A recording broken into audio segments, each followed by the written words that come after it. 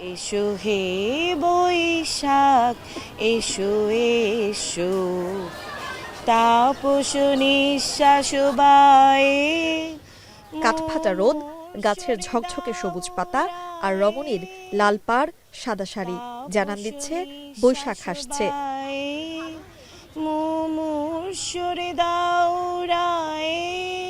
রাত পেরিয়ে ভোরের আলো ফুটলেই শুরু হবে 1433। অতীতের সকল গ্লানি মুছে নতুনকে বরণেই এখন ব্যস্ত বাঙালি।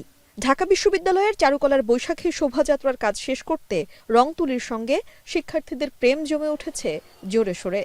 নিউ ইয়ার তো সব পুরা দুনিয়ায় পালন করে, কিন্তু নববর্ষ শুধু বাঙালি হিসেবে তো এটা নিজেদের উৎসব।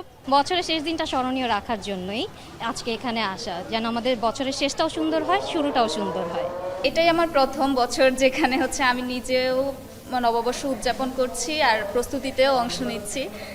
তো আমাদের জন্য বিষয়টা অনেক দারুণ। নাম যাই হোক, আমার মতে নাম যাই হোক, আনন্দ এবং সেই আমাদের যে মেইন ফোকাসটা যে বাঙালি নববর্ষকে সেলিব্রেট করা, সেটা আসলে আমাদের মেইন লক্ষ্য হওয়া উচিত। নামটা নামে পরিবর্তন আসলেও উৎসব আনন্দে কোনো পরিবর্তন বা নিরাপত্তায়ও কোনো ঘাটতি হবে না বলে মনে করছে চারুকলা প্রশাসন।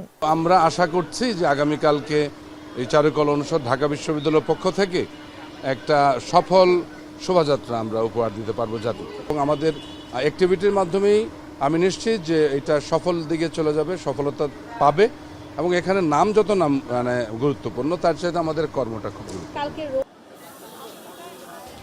আনন্দে মঙ্গলে বৈশাখ এলো সব বিতর্ক পেরিয়ে। পুরনো বছরের পাওয়া না পাওয়ার হিসেব চুকিয়ে নতুন বছরের আগমনের অপেক্ষায় বাঙালির প্রাণে যাচ্ছে এখন নবস্পন্দন। হেসে খেলে এক বৃত্তে আবদ্ধ হয়ে উদ্ভাবনী শক্তির বার্তা নিয়েই দরজায় দরজায় কড়া নাড়ছে বাংলা নববর্ষ 1433।